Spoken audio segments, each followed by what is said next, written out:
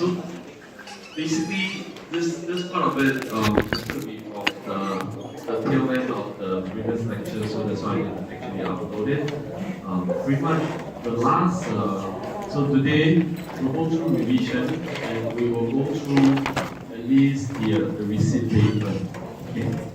Alright, so this was what we were talking about the last round. Your ISA, it's important that you need to be able to extract certain particular information, right? Your temperature, your density, because density is actually important in your density ratio. You actually need it to calculate between your EAS and your TAS.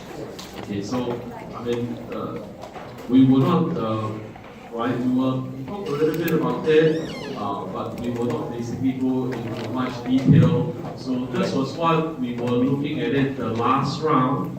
Okay, so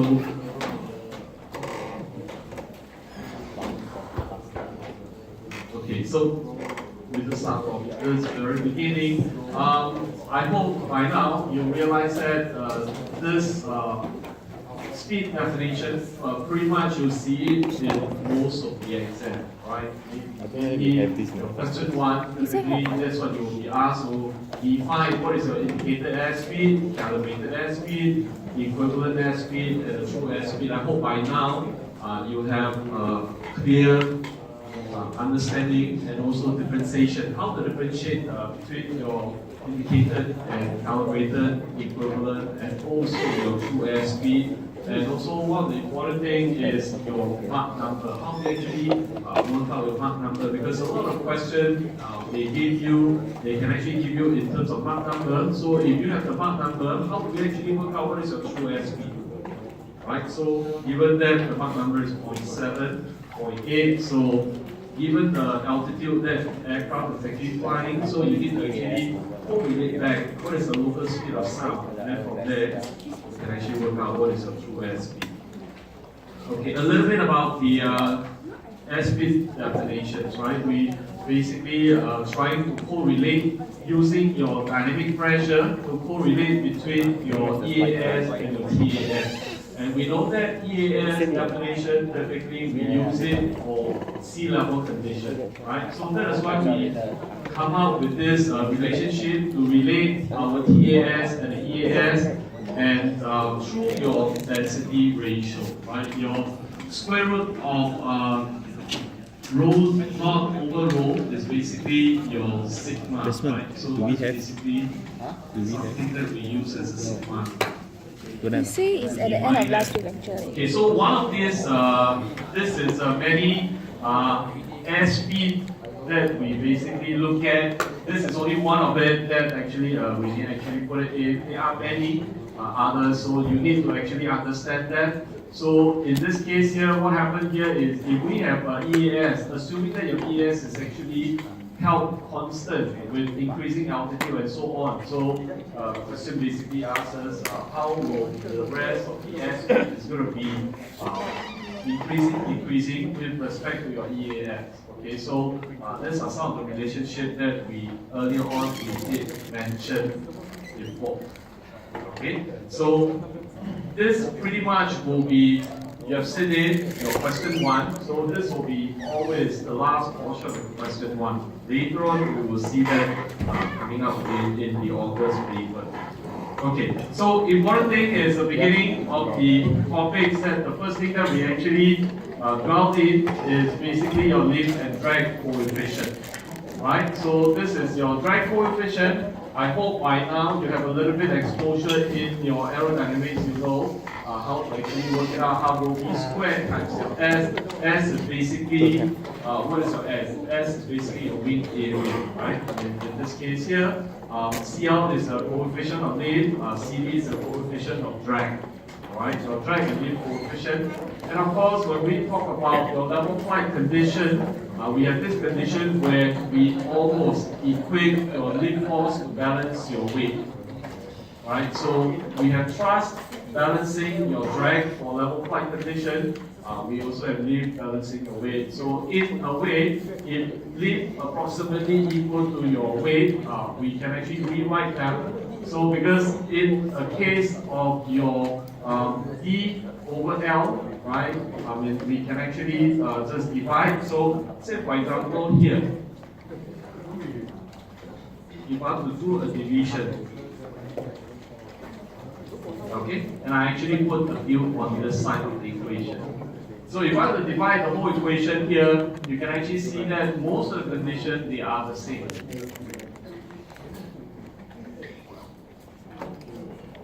Okay, so in a very simple term, I can actually just write it as D divided by the field is going to be equal to CD over your CL. And as a result, I can actually write D is equal to CD over your CL times the field. So that is what you actually work it out. Okay. Of course, the assumption, you must also remember, if you're asked to state the assumption that in our case here, assumption basically is a steady level flight. Right? It has to be a steady level flight. Steady level flight, steady meaning what? What does steady actually tell you? Non-accelerating, right? Basically, it's like an equilibrium. Equilibrium, steady, mean the same thing. Equilibrium basically meaning that you have a balance in the forces. Okay? Alright, so level flight with a condition. So level flight, that means you're not pitching, you're not climbing, you're not descending. Okay? So in your aircraft aerodynamics, your lift and drag coefficient actually more meaningful in the sense that because in our case here, we are actually looking at the overall lift and drag coefficient for the whole aircraft. I mean, in your aerodynamic course, you might be learning about your lift coefficient for airfoil section, and then as a result, then you extend it to look at your 2D wings, and then coming to your flight mechanics or your performance, we will be looking not only, right, we will be looking not only just the wing alone. We are actually looking at the whole aircraft. Okay. Except that, of course, the assumption is what is going to be generating lift for the whole aircraft. Typically, your main wing will basically contribute maybe about 80-90% of the lift being generated. Right? Likewise, your fuselage and your elevator and so on, they do contribute, but not as much. But of course, the calculation of the fuselage contribution of your lift and so on can be quite a challenging process that if you need to actually work it out. So for us, the drag coefficient of an aircraft, we actually assume it to follow the following drag polar. So this drag polar, in the sense that gives us some indication, right? Your CD can now be written as the CD naught. CD naught basically is what we call the profile drag. Profile drag in the name by itself is basically related to the shape of the aircraft. Right, so of course your profile drag in this case here will also include your pressure drag, viscous friction drag, and so on and so forth. And then we do understand that, of course, drag is in such a way that because of the shape of the aircraft, and it basically should proportionate directly to your speed. So the faster you fly, you tend to increase your pressure drag, your friction, viscous drag also. Okay, so that pretty much correlates to the first part of it. The second part of it is basically what we call a lift-dependent drag. It's a drag basically due to the generation of the lift, you actually you induce the drag. So in a way, we also can call it induced drag. So in this portion of the drag that in our investigation we do realize that it is actually very high at a low speed flight. When you increase your speed, your lift-dependent drag actually reduces. Right? So the two of them basically behave differently in the opposite trend. So if we were to draw it, one is in this direction, the other one is coming down. Right? Basically, this will be your induced drag. So this is your profile drag. So your profile drag basically, so in this case here, this is your speed, your airspeed. So increasing airspeed, what will happen is induced drag will tend to decrease and your profile drag will tend to increase. Okay, so coming back to this, if we want to find out Okay, what is the speed that you'll be flying where your drag is going to be minimum? Of course, you need to do some minimization or optimization and so on. So, since we have actually worked out earlier on this relationship, D is equal to CD over CL times the W. If you want to find out what is the minimum drag, perhaps what we need to do is we need to minimize the CD over CL. Okay, so one way to do is to minimize the CD over CL. And how to actually minimize the CD over CL? We can actually go back, right, to your drag and your drag polar and your lift equation. Okay, so what happened here is we optimize the ratio of drag and lift coefficient. So you have the CD given as CD0 plus KCL squared, and then you also have your CL. So if you divide CD by CL and you do a direct minimization, optimization, you basically what happened here is you find the partial derivative. In this case here is a direct minimization. So you can actually take the partial derivative of CD over CL with respect to CL, right? Changes due to your CL. Because we do know that CD is also a function of your CL. Okay, so from this minimization, we work it out that if we were to set it equal to 0, okay, in this case here, of course, when we try to minimize or maximize a particular function, right? So in calculus, you need to actually set it equal to 0. So if we were to set it equal to 0, we can actually see that this will be the relationship that we will obtain. Right? CL is going to be equal to the square root of CD0 divided by K. In a very simple term, CD0 is equal to your KCL squared. Okay, so this basically is a very simple term that this is going to be the K. Okay, all right. Any questions so far? This basically we have gone through. So if this material is new to you, you are really in trouble. Okay, if this material is like the first time you see, wow, what is this? Okay, so I can tell you that yes, you will be saying the same thing in exam because this is what you expect to be able to work out some of this. Okay, all right.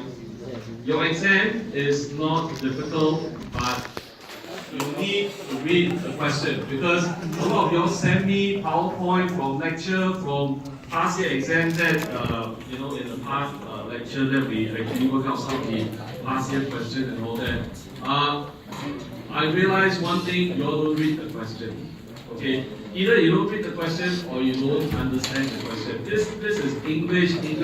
This is not Singlish. Okay, this is English said by he's a Dutch, so well, I mean it's still right. Okay, so maybe his English is not so powerful, but it is still, I mean, coming from that part of the world. So if you don't understand, ask.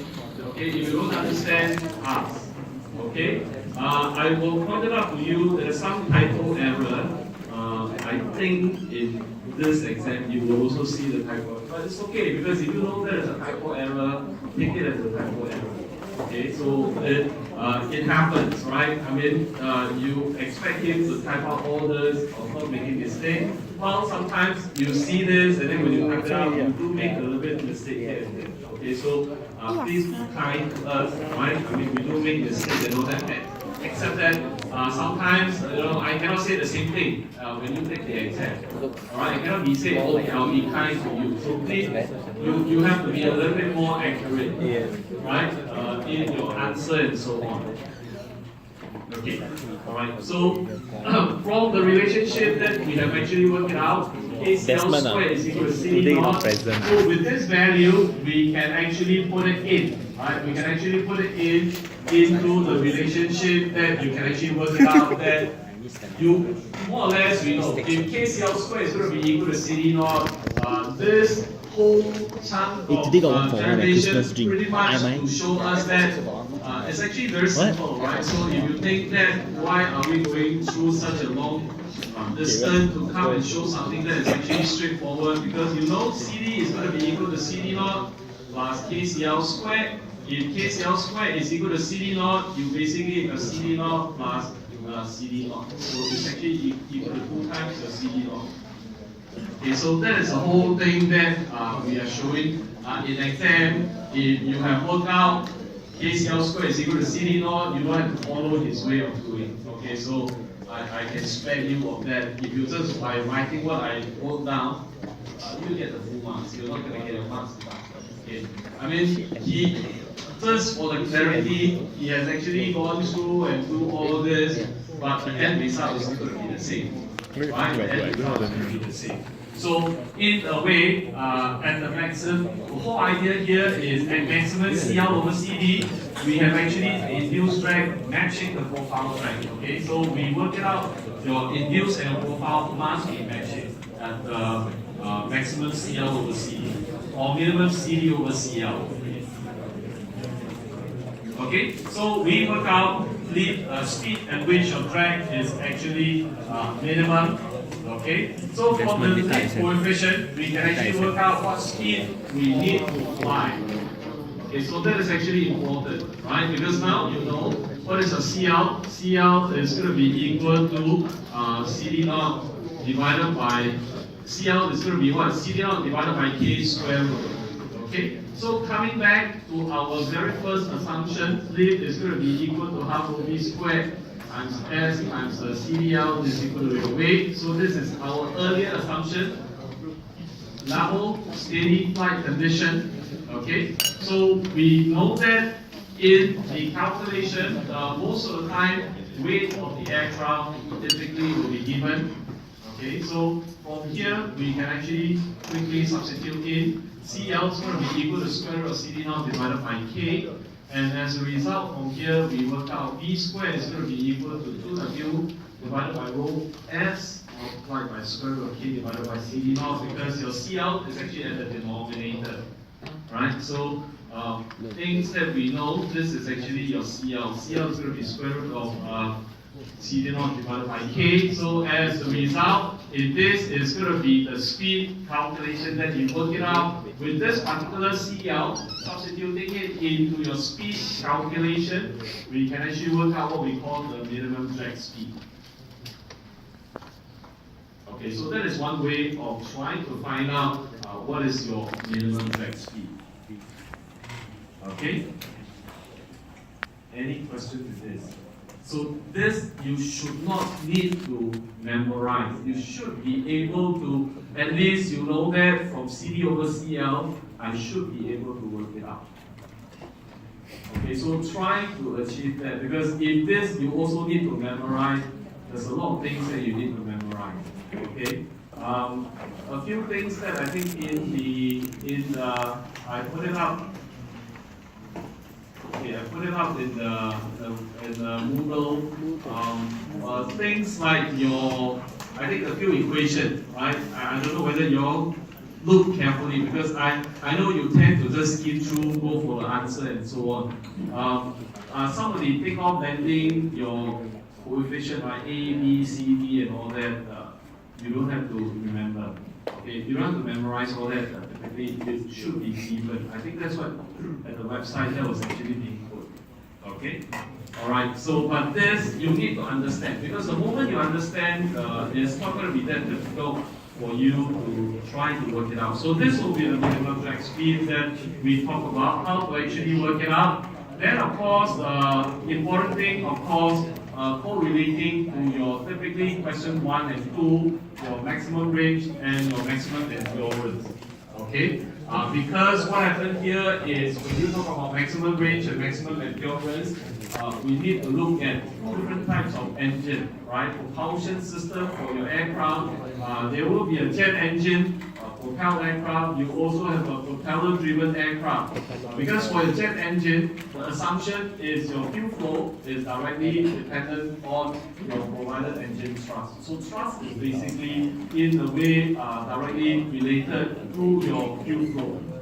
Okay, thrust in a way, in your level flight condition, thrust assumed to be equal to your drag, because if it is not accelerating, right? So for your propeller-driven aircraft, however, our assumption is the fuel flow is directly dependent on the power delivered. So a slightly different, right? In this case here, your fuel flow Mn dot is basically proportional to your thrust. So basically, this is can actually be approximately equal to your drag. For propeller driven, so you are looking at your fuel flow is basically directly related to your power delivered. Okay, power delivered. And of course, you also can write that in such a very simple term. Later on, we can actually work it out. What is your available power? Available power to drive your aircraft pretty much is going to be equal to what in your power equation. What is your power equation? TV, yes. Right? TV, you can also write it as a dV, right? I mean, because assumption is thrust is going to be equal to your speed and so on. I mean, thrust is going to be equal to your drag, so you can also write it as a dV. Okay? So this is what we will look at a little bit later. So first, we take a look of maximum endurance for your jet aircraft. So for jet engine, we assume because fuel flow are really dependent on the provided engine thrust. So for jet propelled aircraft, you will get a minimum fuel flow, right? Primarily, what happened here is you want maximum time in the air. So endurance is typically correlated to maximum time in the air. Right? So when we talk about endurance, we are always asking how long can the aircraft stay in the air. Okay. So of course we do know that this will be a situation when your drag is going to be minimum. The longer the time that the aircraft can stay in the air will be basically correlated to minimum drag situation. So as a result, for your jet propelled aircraft, we can actually say that for your maximum endurance, if you want to have a maximum endurance, typically what happens here is you want to be flying at minimum drag speed, because we mentioned, right? We mentioned that your fuel flow relates directly to your thrust. Okay, so in the level flight condition, fuel flow basically relates directly to your drag also, right? So if we were to look at this, Mn dot is going to be directly related to your drag, because it's related to your thrust. So it will be related to your drag. And under maximum endurance condition, you want to know how long the aircraft can actually stay in the air. We do know that if you want to stay in the air the longest time, your drag has to be minimum. Right? You want the drag to be minimum. So with that condition, we can actually work out that the speed you're going to be flying for your maximum endurance for your jet, it should be minimum drag speed.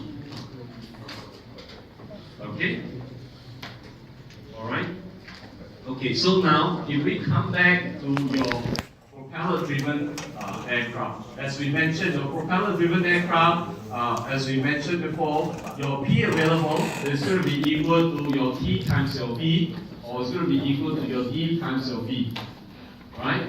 So what happened here is assumption that we made for your steady-state flight, engine thrust and drag are equal, right?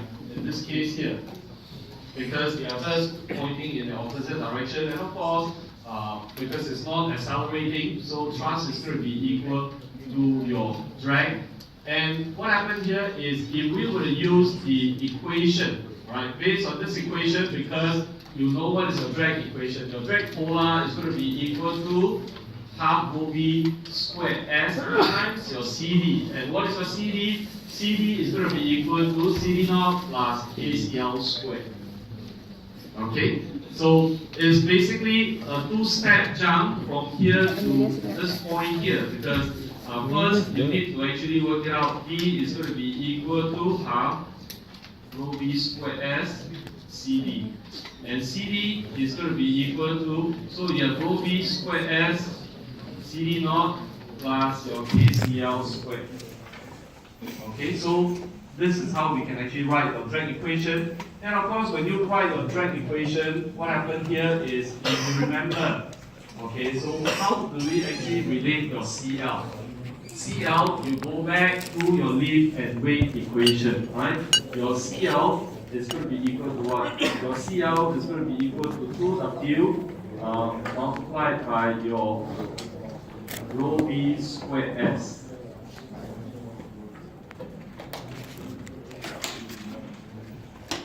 Okay, so if you have a K CL squared, so you have a K, so if you have a CL squared, this becomes a square. Okay, and in a way, we can actually write it as W divided by half rho V squared S squared. So this is a CL squared. Okay, so this is how this equation actually come about from this derivation here.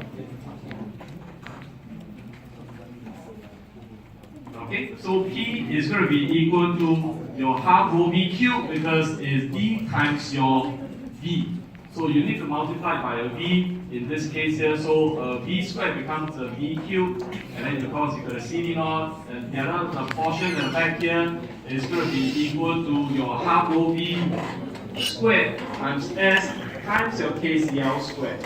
Okay, and then because your CL squared is going to be equal to W divided by half rho V squared S, the whole term squared. So because this is going to be at the denominator, so some of the things actually get cancelled out. So this thing actually showing up at the denominator. So that's why you got your W squared in this expression here. So this is when we need to determine, we write out the power equation for propeller-driven aircraft.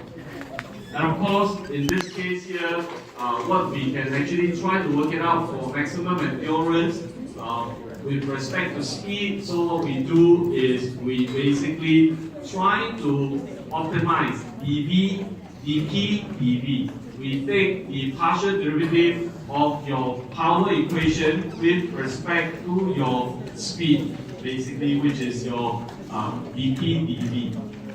Okay, so dP dV, because in this whole equation here, you can actually see that what will be the independent variable. The independent variable, your P is going to be dependent on your speed.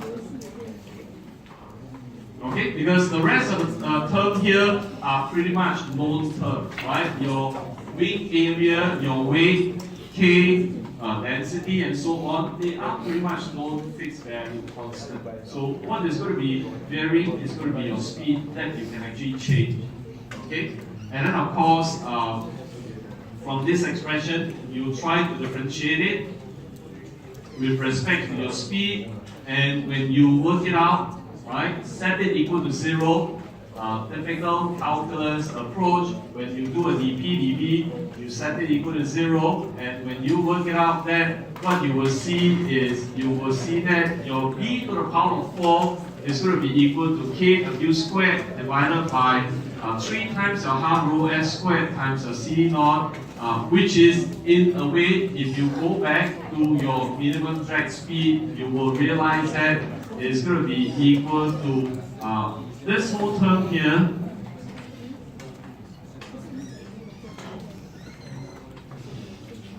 This is equal to your minimum drag speed raised to the power of 4. Okay? So except the 1/3. So as a result, we can actually write it, your speed for your propeller-driven aircraft, what you need to do is you need to find at 1/3 of your minimum drag speed to the power of 4, for V to the power of 4. And of course, when you try to find the roots for your quadruple roots, you end up with 1/3 raised to the power of 1/4, right? So as a result, from here, you can actually see that for a propeller-driven aircraft, if you want to achieve maximum endurance, you need to be flying at about 76% of your minimum drag speed. Okay, so for range, it's the same thing, right? For maximum range, because now what we're trying to do is we try to work out the range. Range meaning we want to cover as maximum distance as possible, given the same fuel flow rate.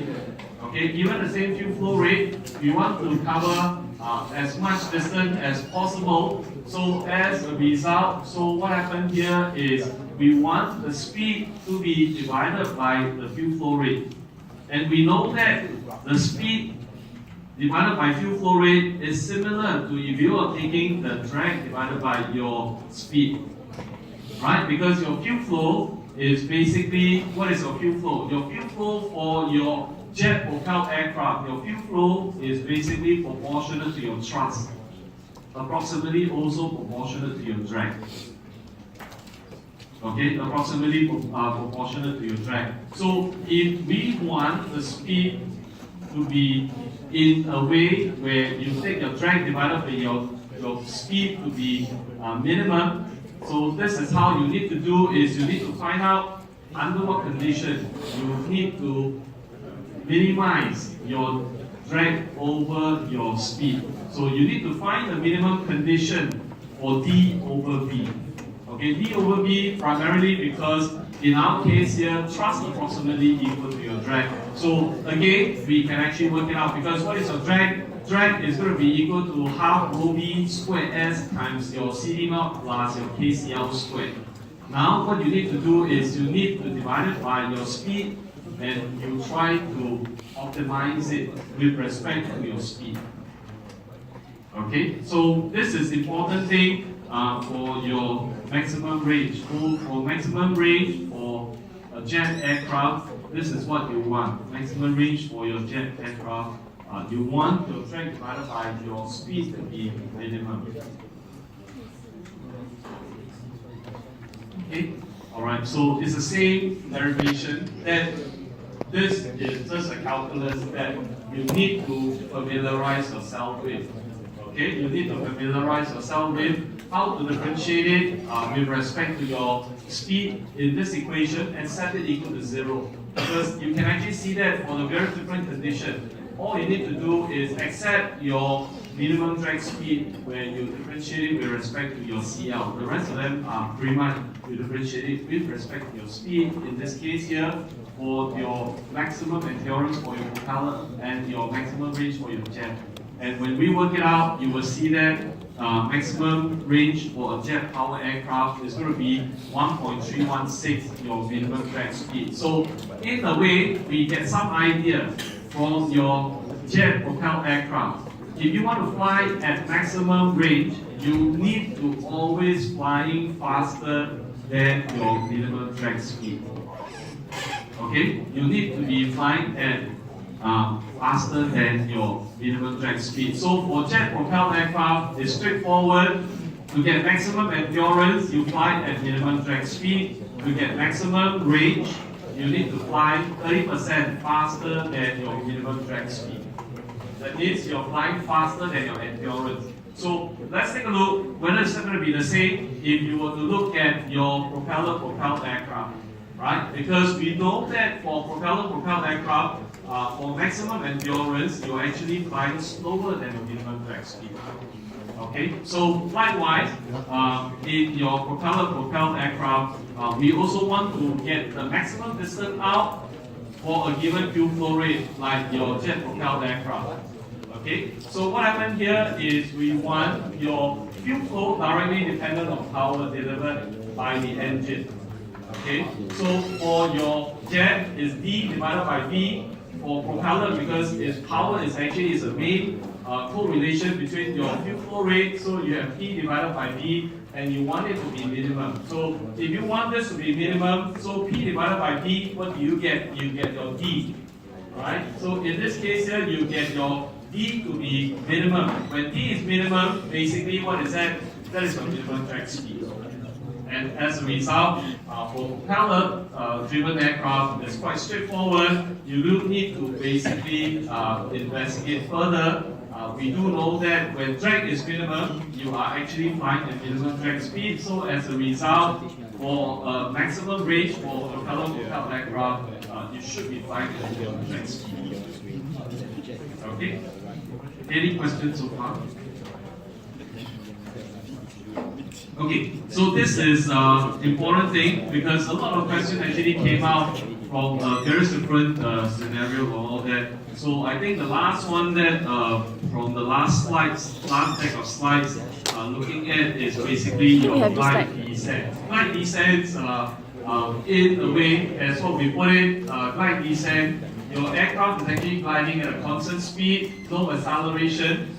No acceleration, as what we meant, meaning there should be a balance of forces acting on the aircraft. So looking at the diagram here, we should be able to work it out, right? So important thing to take note is you have this is your speed, airspeed that is actually gliding airspeed. From the gliding airspeed, you can actually relate two things. One is basically your horizontal speed and your vertical speed. Your vertical speed basically correlate to what we call, sometimes we call it the descent rate of aircraft. Okay, so this is actually important. The descent rate of aircraft is correlating to your vertical speed. Your speed actually for the aircraft coming out in the vertical direction. Then of course, in your Vx will basically correlate to your range calculation. Right, the time taken for the aircraft to come down, if you were to take it multiplied by your V cosine gamma, that will basically give you the range that you can actually obtain. So in this case here, gamma is going to be your glide path angle. Okay, so you need to be able to draw the free body diagram. You need to know how to draw the free body diagram in this case here, and of course work out various different the equations and so on. Okay, so the descent rate of aircraft, V sine gamma, flight path angle, we assume gamma to be very small, and as a result, if gamma is actually very small, so what happens here is your cosine gamma approximately should be equal to 1. Okay, so we take a look. So in our equation, I mean for steady state flight state, so you can actually, it depends on how you write it, okay? So this is basically how we actually work it out. L cosine gamma is equal to W, because cosine gamma approximately equal to 1. So he has L approximately equal to your W.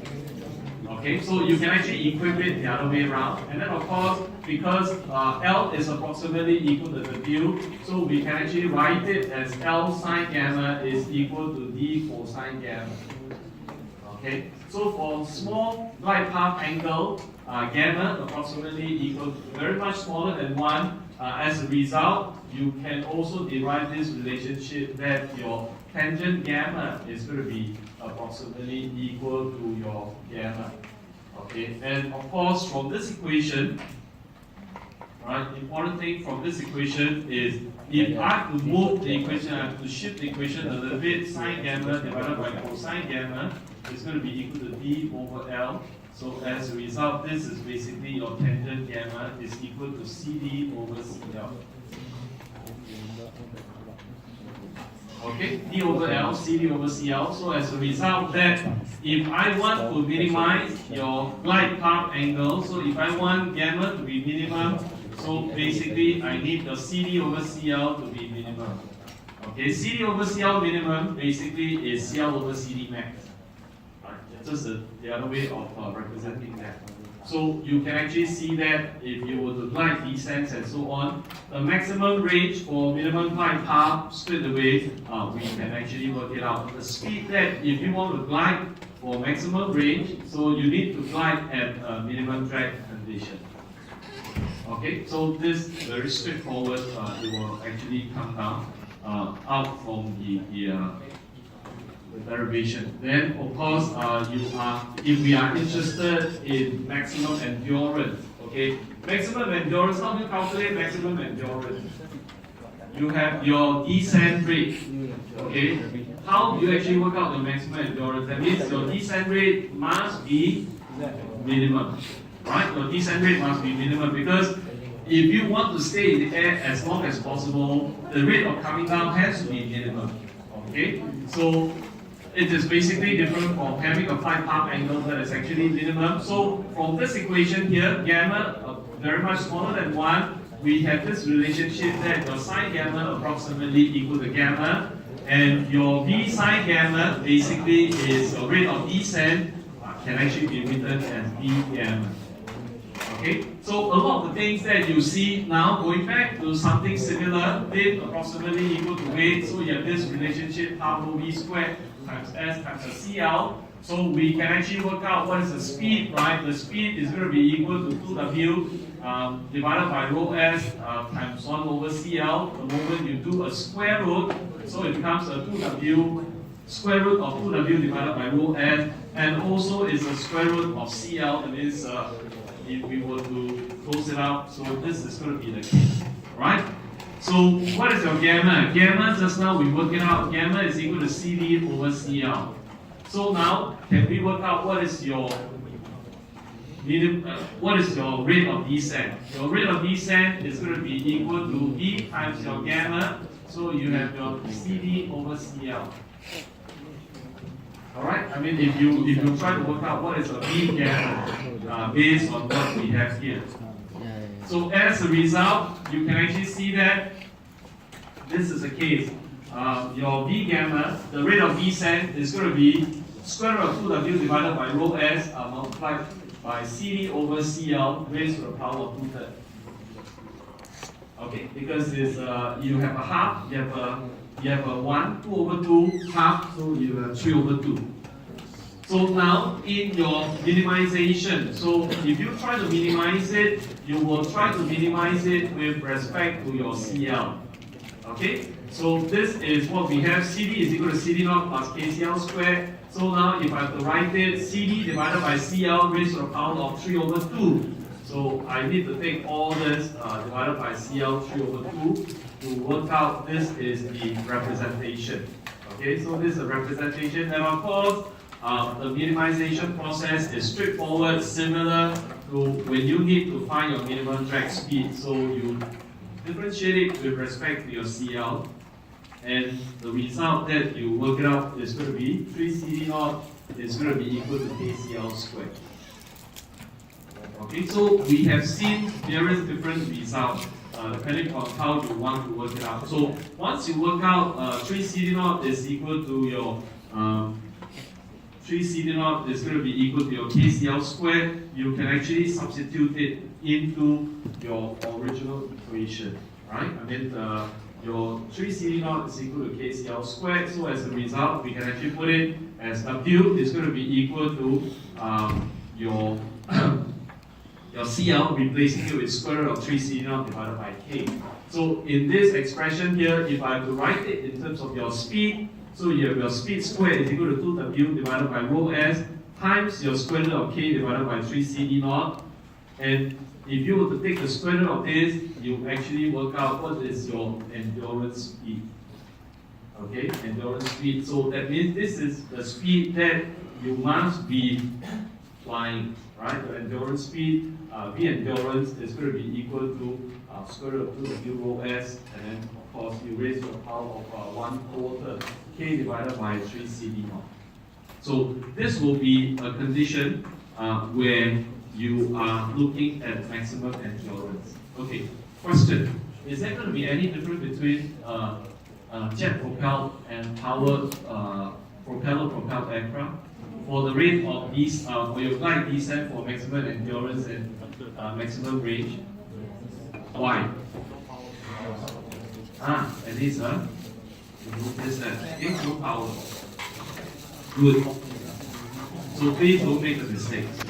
Okay? Alright, so we can actually compare. So this is basically one of the very simple comparisons, and you can actually see that very similar to what we have discussed before, right? I mean, in a way, if we were to compare maximum range and maximum endurance flight condition, we do some similarity in a way that, again, you need to be flying, you need to be gliding at a faster speed if you were looking at your, if you're gliding for range.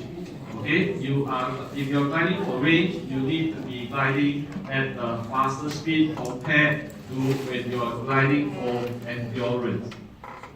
Okay, so this is pretty much very similar to what we have actually worked out. What we have actually worked out for powered propeller-propelled aircraft and jet-propelled aircraft. you need to always fly faster if you are flying for range versus flying for endurance. Okay, and of course your flight path angle will be different. Okay, so this is pretty much what we're supposed to cover from last deck of slides.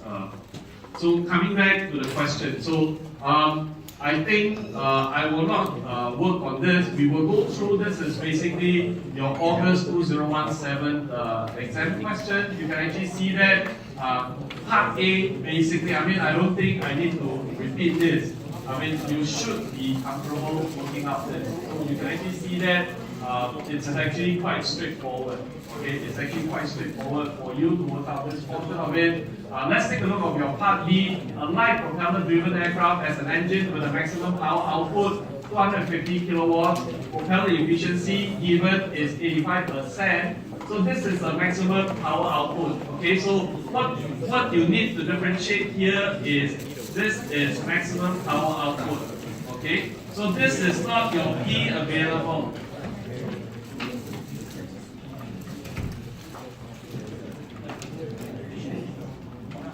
Okay, so this receipt for this August. Okay, so in this case here, we mentioned, right, this is the maximum output, this is not your P available, propeller efficiency given 85%, wing area is 25 meters squared, profile drag CD0 is equal to 0.035, estimate the maximum level flight speed, state assumptions made. Okay, so, I mean, in a way, a lot of y'all, this part is actually missing. So that's why I'm telling you, read the question, right? I know you can do this straight away, you jump into doing it. You get it correct, it's okay. If you get it wrong, I mean, I would say that sorry, because